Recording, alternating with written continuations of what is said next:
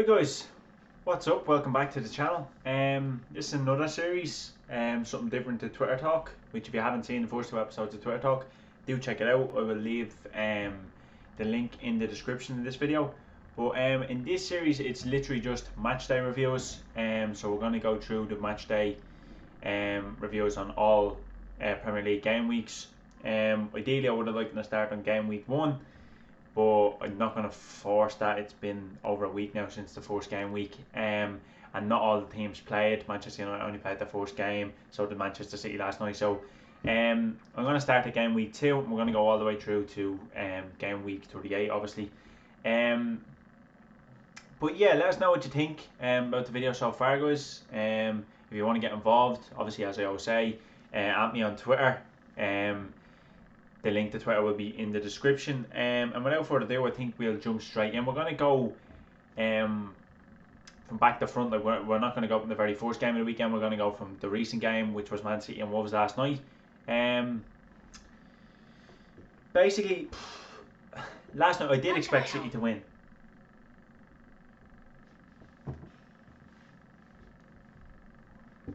Basically, I did expect Manchester City to win, but the first half for me was, I didn't expect that. I thought Wolves was going to be a tough opposition for them.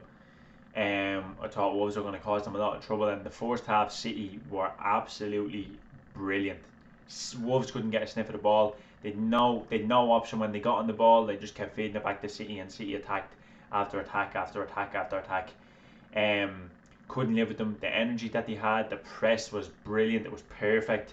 They got De Bruyne in the game, who, just a little thing on him, he is unbelievable. He's the best player in the world. Like, obviously you can't really like put him up there with Messi and Ronaldo. You never can. You never will. He's outside of that bracket, but he's the best of the rest. Like, for me, he's unbelievable. He has everything. He just does it all. As a Liverpool fan, it's a little bit to say, but like, it's just facts. Like, he's in a world of his own, in a league of his own. He's unbelievable. Everything that City done last night came through Kevin De Bruyne. He set the tempo. He dictated the game in every which way. He was unbelievable last night. He's been unbelievable for City for the last couple of seasons. But yeah, Wolves couldn't live with them. They might have been lucky to go in 2-0 down, but the second half was a bit more of what you'd expect, or what you would have expected in the first 90 minutes from Wolves. Much more urgency, quicker on the ball. The first half, too slow, too lethargic on the ball. Second half, it was quicker passing. They were getting it in. They were getting a damn on the ball more so than anyone. And he was just causing trouble. City defensively didn't look great. They do have Laporte to come back in there. And they are going to sign someone. There's bids going in for Koundé, and they're looking at Jimenez, and there's talk of Koulibaly, which I think that deal has fell through, but they will get someone in there. Ake had a good game. Stones looked lost at times. But for me, Mendy got done far too often. Like, if I'm Pep, I'd be looking at left back and thinking, Mendy, just, is he going to do it for the season? Maybe. I know it is the first game back, but even last year when he played, he wasn't that, like, he's very injury prone as well. He is only back from injury, I'm guessing. But damn, it just rinsed him every time he got forward. He rinsed him. His end product is picking up. He's a player that is going to be very good to watch this season.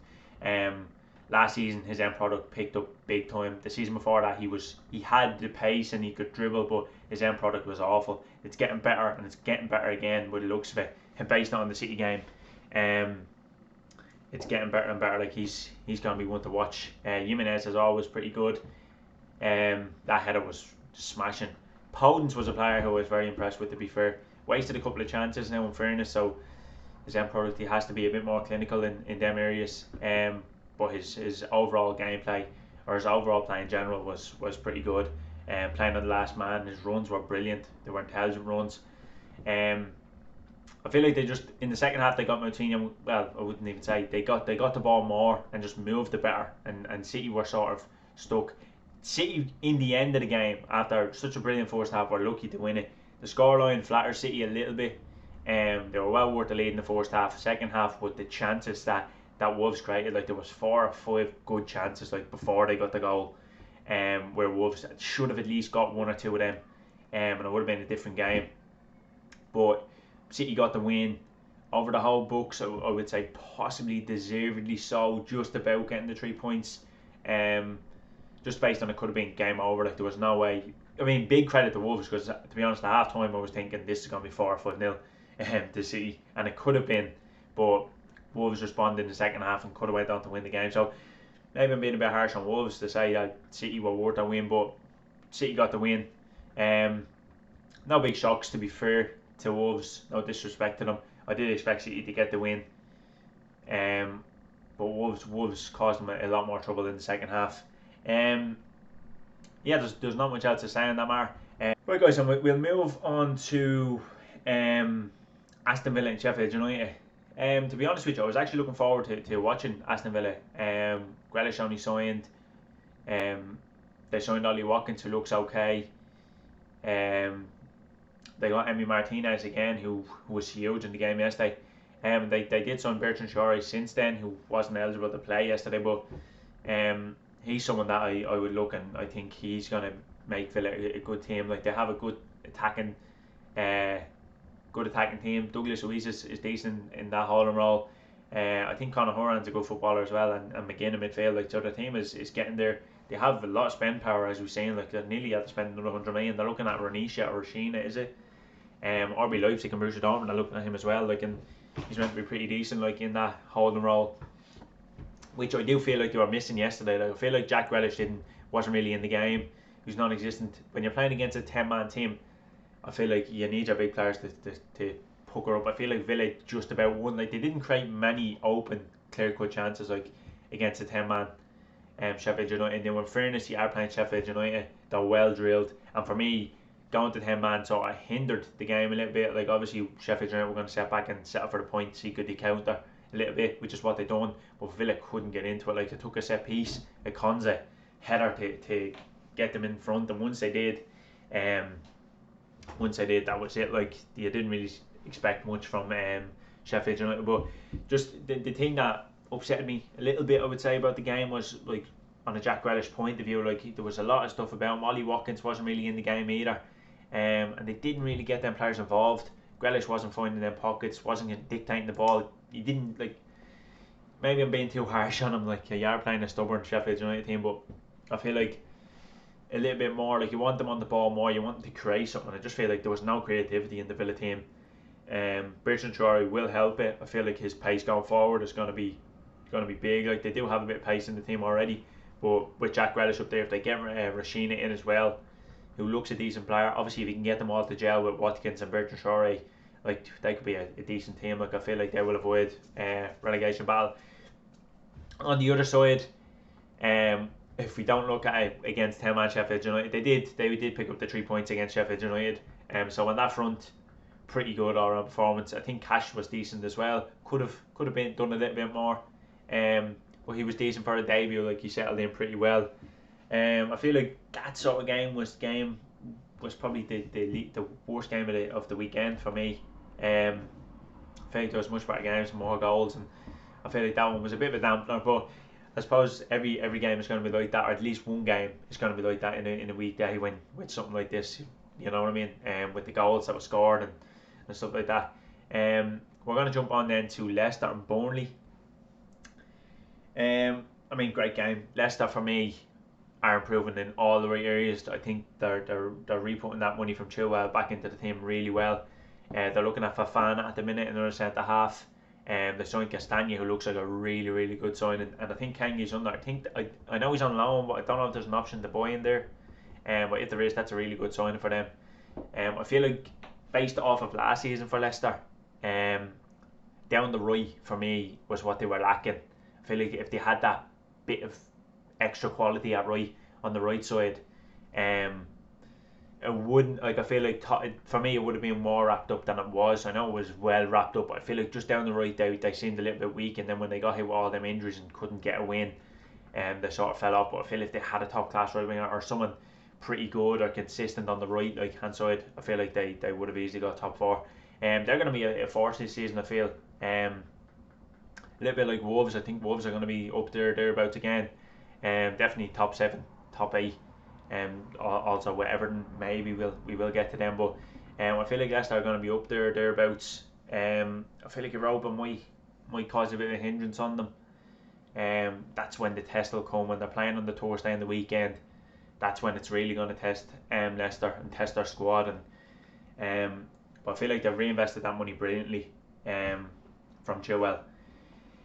In regards to the team, you are playing a Burnley side. I know you're at home and onus is on you to go get the win. You are playing a Burnley side who will make life difficult for you. So straight off the bat, to score 4 goals against Burnley is pretty decent going. For me, the key points of the game was Tielemans. For me, was really good. Had a really good game. I feel like he got on the ball a lot more and he made things happen.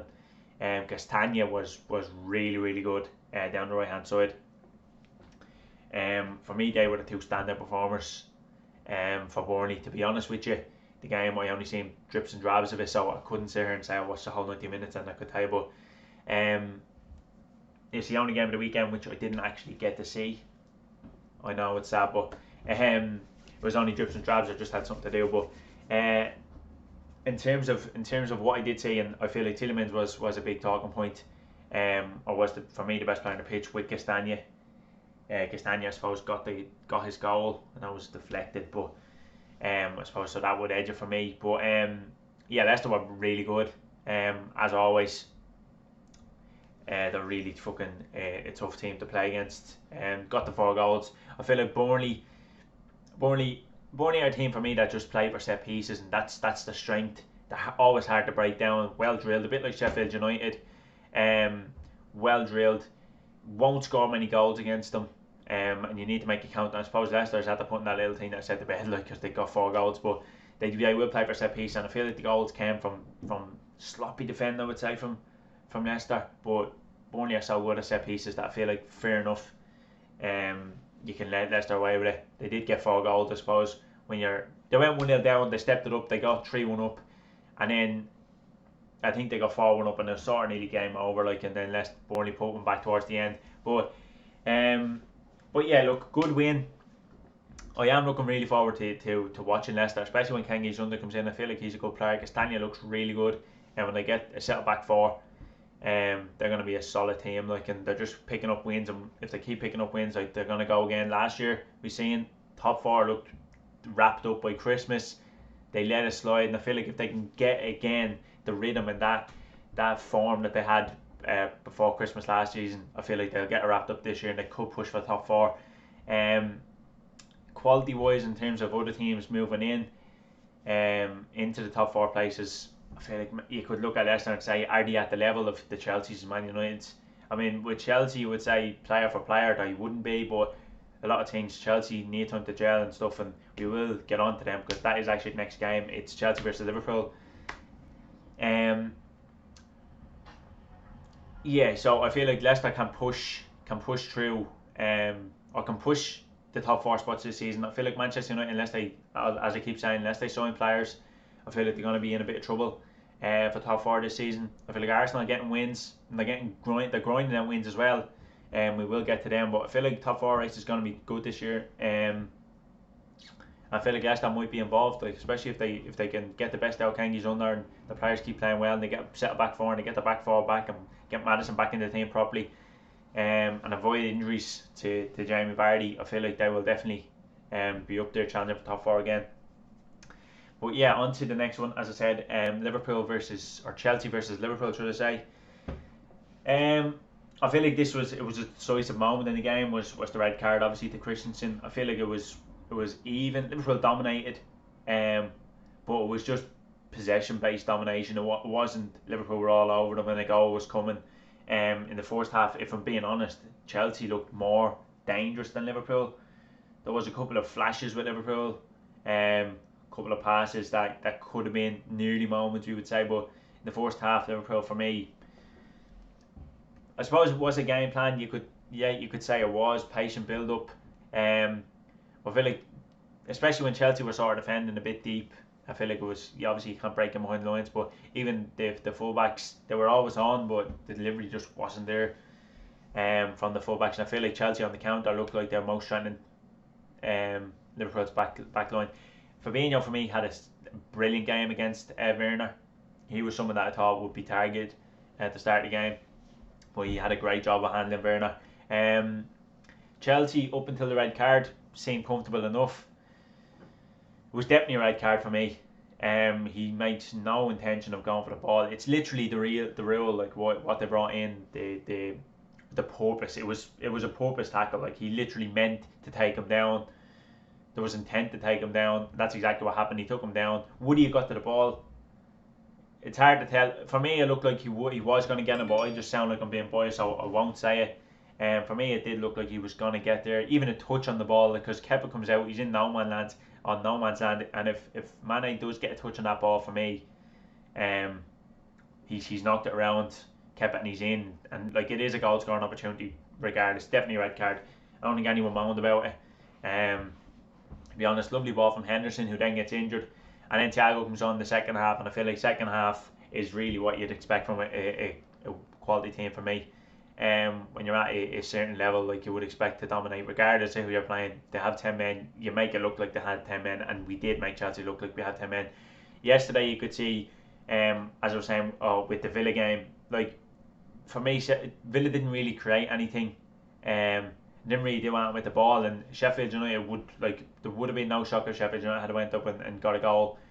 I feel like Liverpool, for the first 10-15 minutes of that second half, they came out swinging. Scored 2 quick 4 goals. Kepa gave us a little hand as well in that. But Mane, again, the man, he's unbelievable. Like, he's brilliant. He's a big game player. He always turns on the big games. He's starting to get recognition now, which is good. He's always really been a really good player at Liverpool. His work rate is second to none at the team. But yeah, like, I'm not just gonna, the performance wise, I feel like there's still a bit of work to do for us.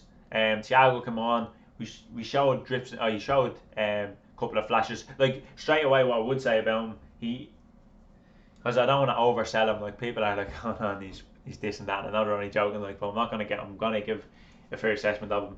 You can see the difference in quality, but like, when he gets on the ball, it's so quick. It looks so easy. It's effortless, and 9 times out of 10 he finds his man. His progression and passing it is brilliant. Yeah, he tried a couple of things that, I mean, you're 2-0 up against 10 men, so, you know, pressure isn't on. You could say in a big game, or when he starts to find his feet, like, he'll start to find their passes nearly inch perfect. Like, he definitely has the quality. You can see the difference in him and what we already had in the team. But yeah, like, for me, it was a good result. 2-0 away to Chelsea. You look at it on paper and you think, lovely stuff. 3 points, clean sheet. Alisson gets the save after Thiago giving away the penalty. I feel like if Chelsea scored it, like, tails are up. I know they have only 10 men, but tails are up, and could become dodgy if Liverpool against 10 men. And I mean, for me, if Liverpool don't get something other than a win in that, like, if they end up with a point, that's not a good result. Like, and people were questioning us against Leeds, and I feel like Chelsea just couldn't cause us enough trouble, especially when they were down to 10 men. A little thing on Chelsea, I feel like Werner, for me, would be the positive I would take out of the performance of Chelsea, because for me, he was their best player by a distance. Havertz, like, it is hard to like, it's hard to sit here and say, oh, Chelsea will struggle. I don't think they will struggle. I do question, like, I feel like it's gonna take time for Chelsea to get their feet, to find their feet. Like, I feel like they need to be playing games constantly, like, and I know they will over the next couple of weeks. The fixture schedule is a bit mad now, obviously, with the late start and stuff to the season. But like, I feel like Chelsea, like, for 6 or 7 new players to come into your starting 11, or maybe 5 or 6, maybe more, and possibly another DM to come in, like, when you overhaul a starting 11 like that, for me, it's gonna take time. I feel like spending that much money is now gonna put pressure on Frank, because for me, I feel like a lot of people say he done this with Chelsea last season, and I'm not trying to take Ant away from him. He actually did. He done well when you look at the players that he used. Mount, who played for Derby the season before, Tammy Abraham, who was championship level the season before. Like, he brought them players in, he trusted them, and he got them to top 4. But I feel like a little bit of it was, like, he wasn't out there winning every week, pushing. You know, he done more than other teams, but I feel like other teams were just, like, Spurs just didn't do enough. Arsenal didn't do enough. Like, they had poor seasons. When you look at it, the fact that Arteta came in midway through the season would tell you that, and the fact that Jose came in midway through the season would tell you that as well. Like, so it's no secret that them teams underperformed, and I feel like that is why, like 66 points for third place for both Man United and Chelsea. Like I feel like other teams let them get to top four. I feel like Leicester's big rapid decline allowed them two teams to qualify for the Champions League, and I feel like if we were sitting here and Frank Lampard finished fifth or sixth, I feel like he would be fine. It would be okay. Things would be good. Would he still get the players? I feel like he might, just based on the COVID. They seem to like be one of the only teams that's really active and have the money, and I feel like if you have the money and you're willing to pay the price, as Manchester United Jadon Sancho saga goes on, if you have the money and you're willing to pay the price, I feel like you will get the player. He bought into the project. Obviously, having Champions League football helps. But I feel like this season now we're going to see pressure on Frank Lampard, and I feel like he needs to live up to a title charge. We would say top four is minimum now, and I feel like if he doesn't get top four, as we've seen, Chelsea are not afraid to sack their owners. I feel like, or sack their managers. I feel like he might get the sack. Maybe it's because maybe they've changed their tune. He is a legend at the club and stuff, so maybe I'm speaking out my arse a little bit, but I feel like if Chelsea don't get if Chelsea don't get top four, he's sacked for me. I feel like Chelsea need to get a title charge with this team. Are the owners going to be a bit lenient and say, look, they do need time to gel? Because they do. For me, they do. That they're going to need maybe the whole season, or best part of the season to gel, find the best. Like I don't know, Frank knows his best formation. Like is Havertz a 10? Like Werner seems to like to drift out to the left from the first two matches that we've seen. For me, Havertz's best position is a 10, but in the 4-3-3 system, which he seems to want to go with, because he is looking for a DM for me to sit there, unless he's going to drop Havertz a bit deeper. Or play him out in the right, which I feel like that's where's the X going to play. Like it is a bit of a mess at the minute, and I feel like when Pulisic is back fit, I feel like he comes in on the left, and Werner goes up front. So for me, Havertz is the 10, but I feel like Chelsea just aren't going to play with a 10 going forward. And for me, I'm not saying Havertz. Look, he hasn't really shown anything in the first two games. I'm not going to sit here and say he's shite or he's this or he's that. And there is going to be a lot of pressure on him. We've seen at Bayern Leverkusen that he has the quality, but question marks are going to be over the Chelsea team now, even more so. And is Frank the right man? And that's what we're going to see. That's what we're going to see this season. It's going to be a big season for Frank. But I don't want to join on anymore. I'm going to jump on to the next game, which is Newcastle and Brighton. I mean, that's the way to sum up Newcastle for me. Against West Ham, they were brilliant. The signings looked really good, and I was actually expecting them to go out and beat Brighton on the weekend. And you know what, if they didn't beat them, at least look like they could do something. The quick for Lamptey for Brighton was unbelievable. Couldn't deal with him, Newcastle. The two quick fire goals killed Newcastle instantly. And Brighton looked like they were going to get a tour before Newcastle tried to get back into the game. There was no creativity there. There was nothing really happening. For me, Maximin had a poor game, wasn't involved. They're the players that you want to get on the ball. You want him getting on the ball and running at the defence, and I feel he just wasn't able. Callum Wilson we didn't see anything of really. I feel like it was sort of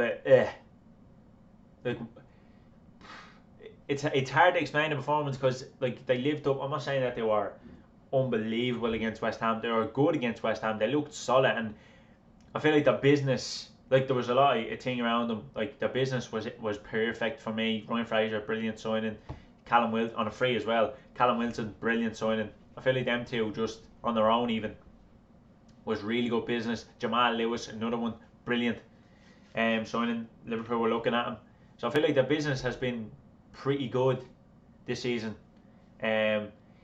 Really good, to be honest. One of the best bit of businesses I feel like they've done the last couple of seasons, and for me they stepped it up a little bit. I feel like they won't be relegated. I'm not going to judge harshly on one performance, but I feel like that performance didn't really show anything, whereas Brighton on the other hand, they showed urgency in the performance, and they pressed even at 2-0. They wanted more, they then got the third, and they wanted more. They were winning every ball. Newcastle couldn't get the ball down, and Brighton didn't want to have it. And for me, Brighton could have went on and won 4-5-0. Brighton look really good this season, I have to say. In the DGYT YouTube, which the link I will put into the description as well. In my season prediction, I did predict Brighton to get relegated, not just based on the performance against Newcastle. I'm going to base it on all the performances I've seen, the two, I think Chelsea as well, that I've seen so far. They look really good. Whether that'll die off a little bit when legs start to get tired or whatever, I don't think it will yet. And can they play to that level every game? I wouldn't say so. But like how they're playing and the players that are playing, they're performing really well. Like against Chelsea, for me, they were the better team. Against a good Chelsea team as well, like a good starting 11 was. They were really good. The result in that game flattered Chelsea, to be fair. Brighton had more of the ball, more possession, more shots. For me, Brighton were the better team against Chelsea. They absolutely dispatched Newcastle on the weekend. I feel like Brighton are going to be a tough nut to crack this season. Could they be the Sheffield United of last season, where no one expects much of them and they push up the table? Maybe. Time will tell. But for me, against Newcastle, they were really good. I'm going to jump on now to Southampton versus Tottenham. Southampton 2 losses this season. One against Palace, and now another one. A good hammering against Spurs. I feel like this is a game in two halves, really. I feel like Southampton in the first half, they had taken their chances, it would have been game over.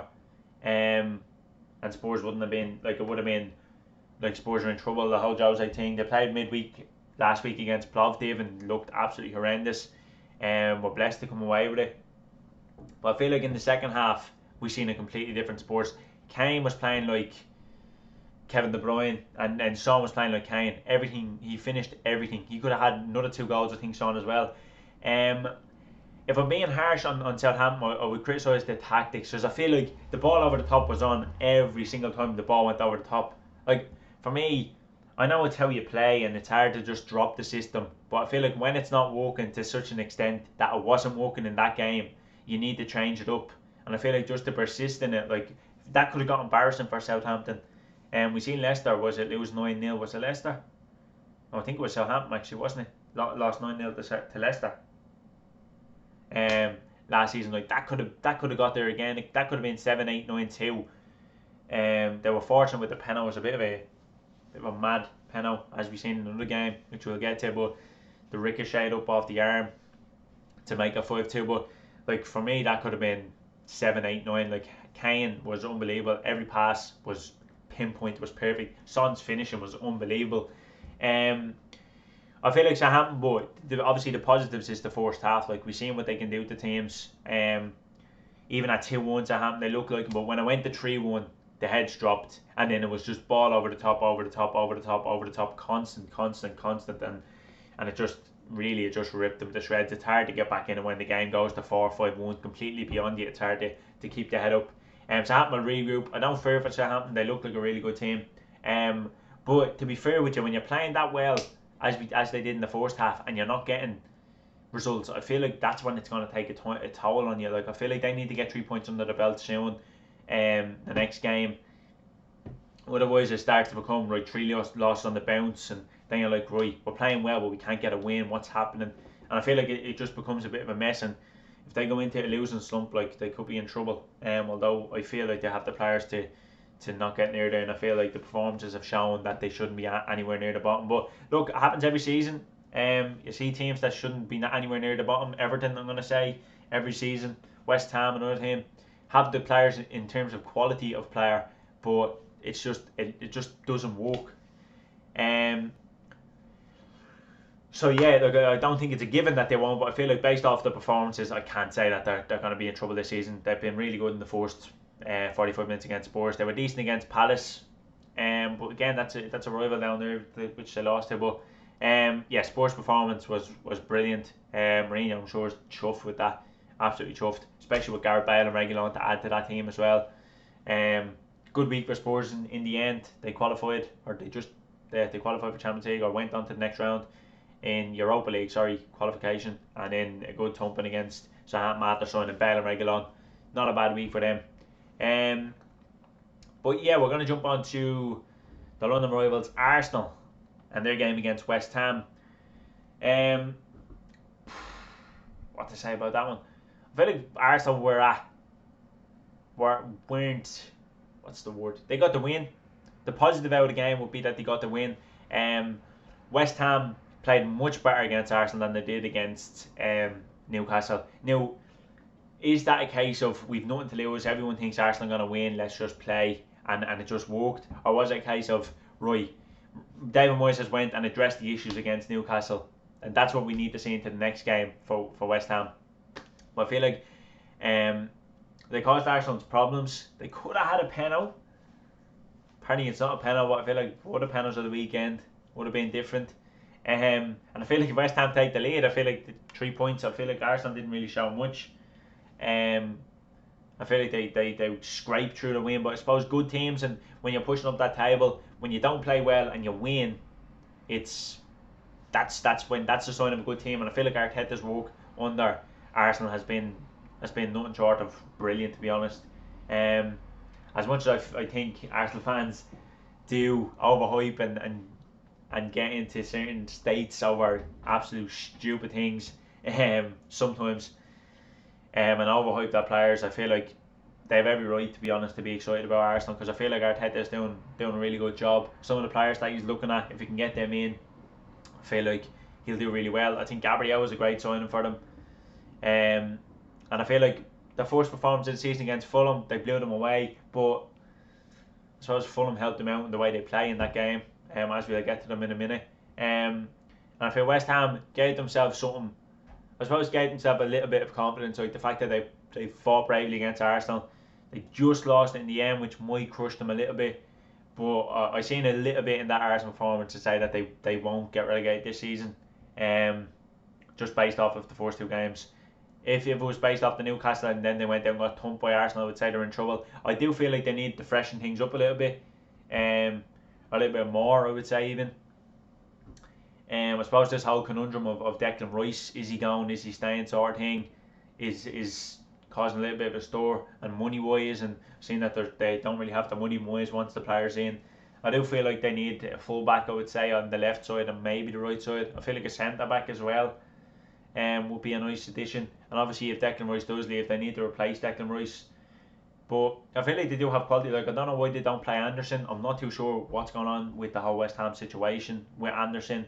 Lanzini, another player, Haller looks okay this season. I feel like he needs to step it up this season for West Ham, and if they can get someone in scoring goals, obviously Antonio scored on the weekend, but I feel like if they can get someone in, or if they can get Haller get in the game and into the team, and start scoring goals, I feel like once they start getting a win or two under the belt, I feel like confidence start flowing for West Ham and they can kick on a little bit. But again, as I said with the Southampton, 2 losses on the bounce for West Ham. If they start getting into a slump of things, like Moyes could be gone, we've seen it before with West Ham where they always seem to finish in a position where they just shouldn't finish. Like, they should be up there mid-table with the squad that they have, and they just don't seem to do that. They're always down, battling bravely against relegation. But I feel like one of the years it'll just be a case of we can't, like, you just won't win the battle, like, and it will happen. And I feel like you need to get things organised in West Ham. It seems a bit of a mess, and it seems to be leaking out into the pitch. But if I'm gonna just base it off of the Arsenal performance, I feel like definitely stuff to be positive about if you're a West Ham fan based on that performance. But I feel like you just need to get a win under the belt really quickly. And a quick little thing about Arsenal, as I said, when you're playing bad and you win, it's definitely something for positivity. And for me, Arteta is doing a decent job. And on to the next one. Liverpool's going to be tough. Can't wait to play Arsenal, to be fair. But yeah, I'll be back for that one anyway. But yeah, on to the next one. Man United fans, you can probably knock me off if you've even bothered watching me this long. You can knock me off, because what the fuck is all I have to say. That is embarrassing. First game back or not, unfit or not, that is embarrassing. Crystal Palace, 3-1 doesn't even flatter them, to be honest with you. It could have been 5 or 6. Could have been 5. In fairness to Manchester United, if I'm gonna pick with the pen, it wasn't a penalty. It's a mess. I don't know what they're doing with that. But in terms of positivities out of that Manchester United game for Manchester United, there was possibly, I would say, the biggest possibility is that, or the biggest positive out of the game is that it was only 3-1. Like, now, the biggest positivity out of the game for me is Van de Beek scored on his debut, but I feel like Bruno, to be fair to him, even though he dived, which is, my God, he was rolling around the ground like a fucking hell, like someone shot him, man. Absolutely disgrace that was.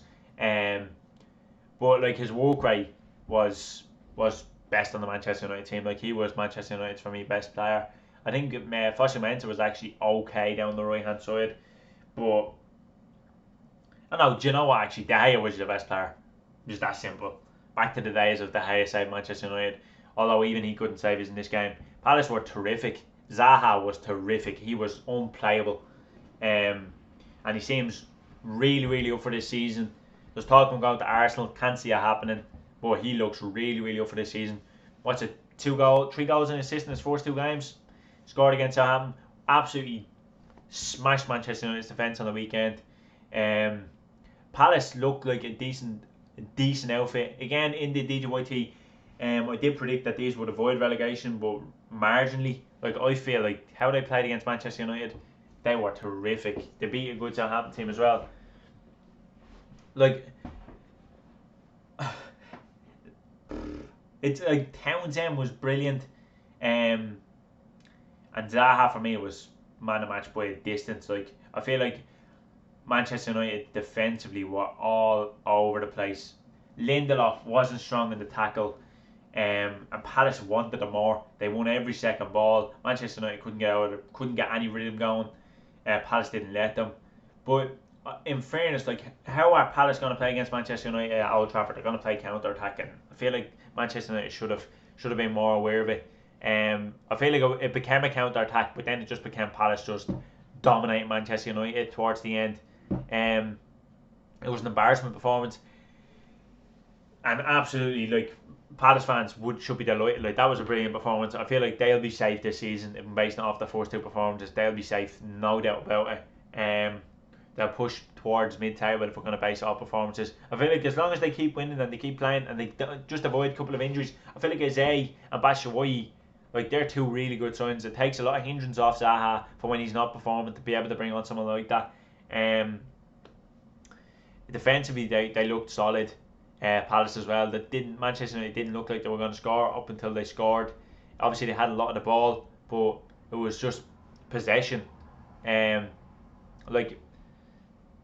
I feel like obviously they had a lot of the ball, but like Manchester at home at Old Trafford, of course you're going to have a lot of the ball, but Palace didn't go there and like sit in. Like, when they got the ball, they just went at Manchester United, and defensively they looked all over the place. Even in the midfield, they got overrun. I feel like Pogba, his performance springs straight to mind, and he's someone that I had to ring up just based on the fact that people do compare this guy to Kevin De Bruyne, and I feel like on his day, he's top class. Like, he is a brilliant player. I'm not going to be biased and say he's not. He is, on his day, one of the best in the world on his day. But I feel like to be considered one of the best players in the world, or even near De Bruyne's level, you need to play. Like, De Bruyne plays at an 8 or 9 most games. And when he's not playing at 8 and 9, City don't play. City might end up losing that game, and like most games, 9 times out of 10, he gets an 8 or 9 in the game because he dictates games. He does everything that everyone says Paul Pogba does. And I feel like Paul Pogba is good when Manchester United are winning 1-2, 3-0, and teams are pushing on Manchester United, trying to get a goal or trying to get back into the game, and there's loads of space in front of him.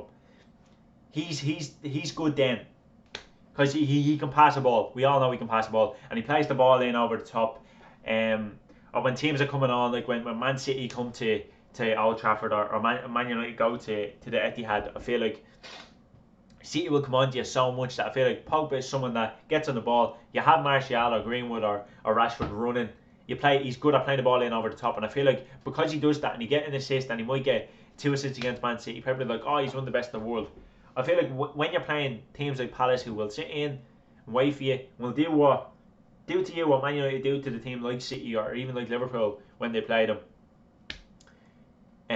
Pogba is nowhere to be seen. He doesn't step it up in every game. Unless Manchester United get a goal or they're winning 2 or 3-0 against teams like Bournemouth type of last season or teams like that.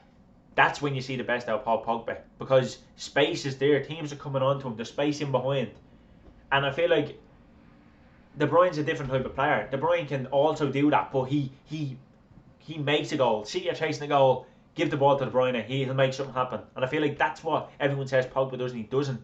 His performance against Crystal Palace was, at best, a disappointment. At best, a disappointment. I could go in and say more things. He showed he didn't want to win the ball back. I seen a clip of it. Well, I've seen the game live and I've seen it, but I've seen again a clip of it. He loses the ball and Bruno Fernandes is forward. I think he tries to pass to Bruno, and he just diddly daddly, and then he tries the little flick to a little pass outside the boot to Bruno. It's maybe a 5, 6, 8 yard, maybe 5, 6, 7, 8 yard pass, and the defender or the Palace player blocks it, and Bruno Fernandes actually, like, Pogba just turns in the same motion to pass the ball. He just turns and just walks a slight little jog after the player. Bruno tries to break his neck to go back and get it, and he actually gets the ball back. And I just feel like that's what's missing for him. Like, there's no passion in anything that he does. And I feel like for me, he's nowhere near the level of Kevin De Bruyne. I just had to bring it up because again, I'm seeing people still, like, I don't see how that is still a thing based on that performance. Manchester United were shocking. Signings need to happen, but aside from signings, if Manchester United don't sign anyone, they should be beating Crystal Palace. There should be a bit more of a performance than that. No one stood up for Manchester United. Nobody. Bruno, for me, in terms of work rate, was there, but in terms of technical ability in that game, we didn't see it. He didn't unlock a defence. He didn't do anything like that. Martial wouldn't even know he was on the pitch. Rashford wouldn't even know he was on the pitch. I feel like starting Dan James ahead of Greenwood was a bad decision straight away for Ollie. Especially with everything going on in Man United. Start your best team. Maybe that's a little thing to the board to say, like, look what I'm dealing with. I need more players. In that regards, maybe it might work. I could see a bit more urgency for Manchester United in terms of maybe getting Jadon Sancho. But even if Jadon Sancho, here's the thing about that performance. Even if Jadon Sancho's in that team, there, Manchester United for me still don't win that game. They still don't win that game. It was absolutely shocking. And do you know what? I feel like by me going on about Manchester United, it discredits Crystal Palace. Palace were brilliant. Palace didn't let Manchester United do them things.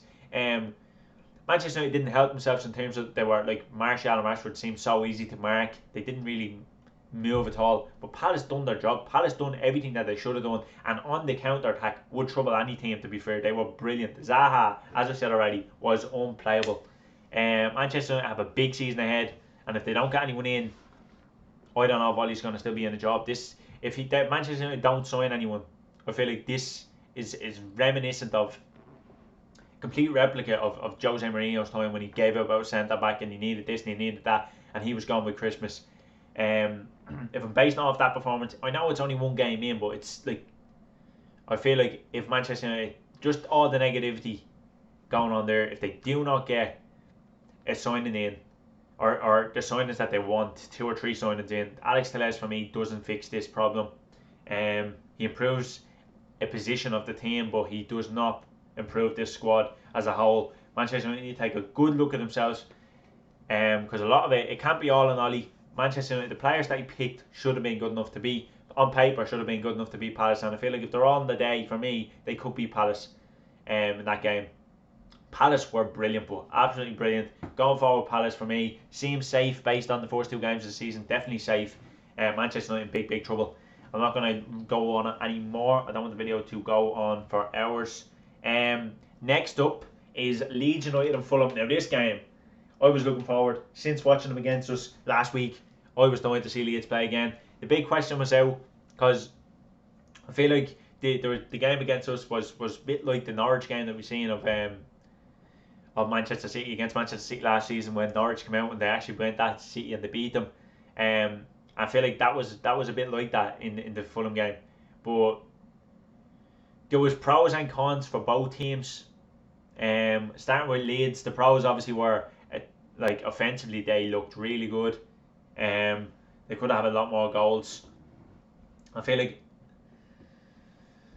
I feel like if Rodrigo is banging, is like gets to a decent level and starts to come in and starts banging in goals, I feel like Leeds will be a real force. But Bamford's playing unbelievable, and so is Costa.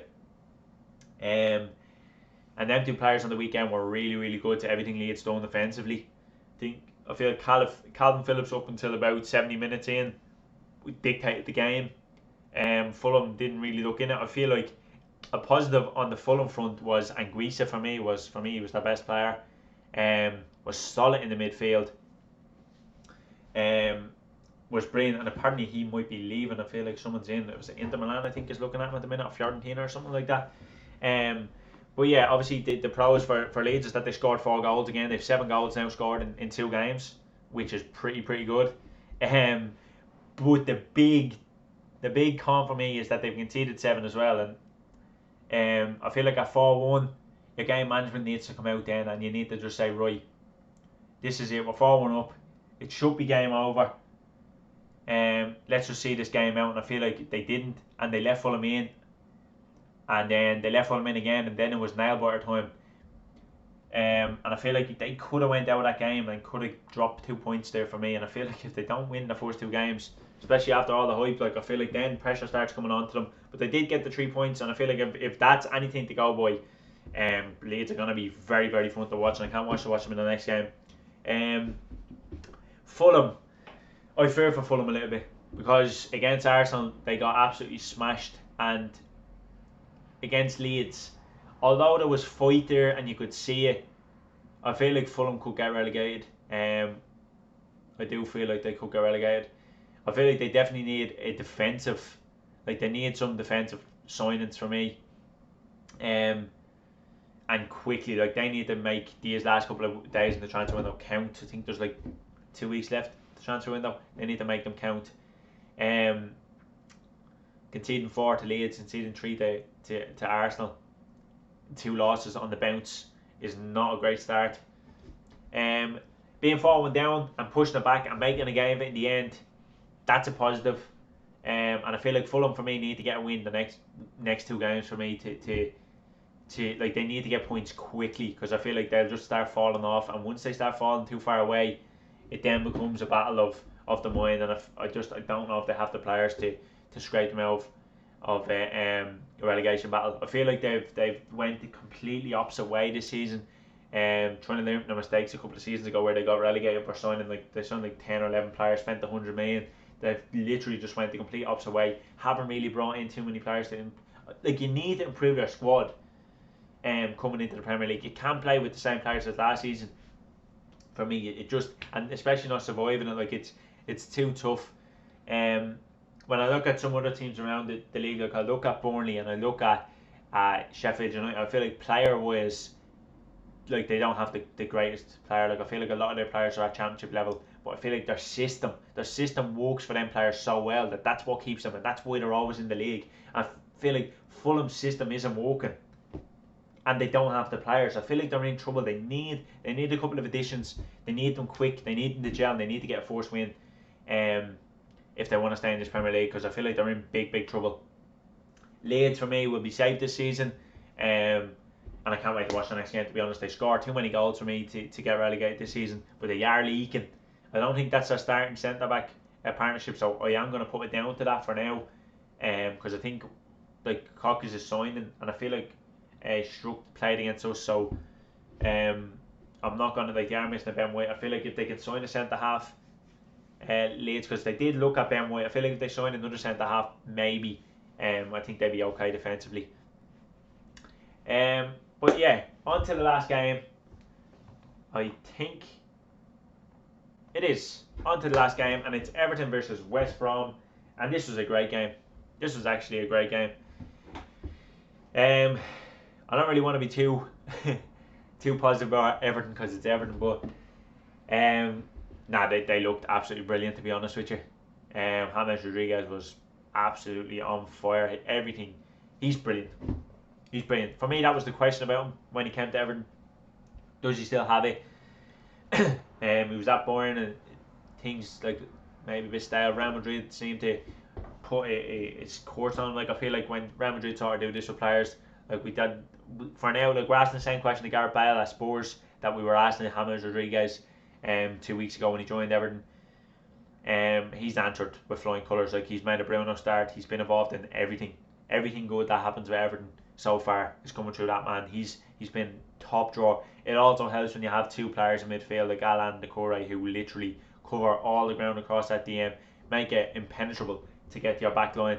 Alan, for me, as I said in the last video, signing Manchester United for me was a no-brainer. 20 million quid would have improved Manchester United starting 11 immensely, but Everton have got a brilliant signing there. They've started brilliantly, and I feel like Europa League is definitely there for Everton this season. I feel like if they keep going the way they're going, a Champions League push wouldn't be far off. Like, if Leicester can push for it, I feel like this Everton team can. They have really good players. They've Richarlison, James, as we said. Sigurdsson to come in off the bench. Cabral-Lewin with 4 goals in his first 2 games. That back header was top drawer. Plenty of things to be positive about from an Everton point of view. West Brom would be another one I would be worried about. Like, they to be fair, like, they lost 3-0 in the first game, and I think it was Leicester that they played. They did lose 3-0 in the first game, and when they came out against Everton, I was feared the worst. And I know they lost 5-2. They did get a red card at half time, and they went 1-0 up. Then they got it back to 2-1. And I feel like if they get back to 2-1, it's 11v11 in this game on. But I feel like Everton's class was shown through when you have players like James, as I said, Richarlison, Cabral-Lewin, and Alan and Decore. Like, them players will make you realise that you're playing with 10 men. They always have that extra man, but they always move positively. And James Rodriguez can find that pass. I feel like he's going to unlock defences this season that last season Everton just weren't able to unlock. And I feel like he definitely improves Everton, obviously on his own, but in terms of quality going forward. When you have Alan and Decore, as I said, like, you're going to push for European place this season. Whether it's top 4 or whether it's just top 8 is yet to be seen. But I feel like for once Everton are going to live up to the hype, and I feel like they are going to be thereabouts this season. Whether they can get Europe is the next question. If time is going to tell for that Everton team. I feel like they are in for a centre back. I think I've heard for a centre back, and if they get in a good centre back, like, I feel like that's nearly the last piece to pull. A little thing that I will say, but is Lucas Digne is a good player. People just look past him. Like, I've seen people comparing when they say like top players in the league. They say Robertson and they say Chilwell and Kieran Tierney, but I feel like that man Lucas Digne, like, he's up there for me just behind Robertson. Just because he plays for Everton, I'm not going to sit here and say the man he's really good. He's one of the best in the world, to be honest with you, at left back. Like, I feel like Barcelona made a big mistake letting him go. And Everton have definitely fucking read the reward out of that one. But yeah, Everton, as I said, plenty to be optimistic about. West Brom could be in trouble. I feel like the red card hindered them. I feel like when you're leaving or when you're losing 2 games on the bounce, the first 2, when you're only just promoted, like, it's when you're just promoted, it is important to get win under your belt or get points under your belt to start off the season.